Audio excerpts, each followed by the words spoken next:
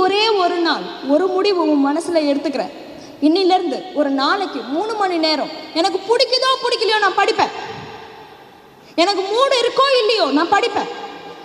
எனக்கு எழுந்துக்கணும்னு தோணுதா, என்ன நானே ஜெயிச்சுட்டு நான் உட்காருவேன். ஒரு 5 நிமிஷம் என் மூளை நீ எழுந்துக்கோன்னு சொன்ன பிறகு ஒரு 10 நிமிஷம் நான் படிச்சுட்டு எழுந்துப்பேன்.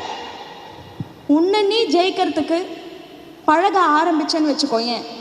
முதல் 21 நாள் கஷ்டமாக இருக்கும், பிடிக்காது, டிவி மேலே கவனம் போகும், படிக்கிறதுக்கு போகிறதுக்காக போகும், கிரிக்கெட்டுக்கு போகும்.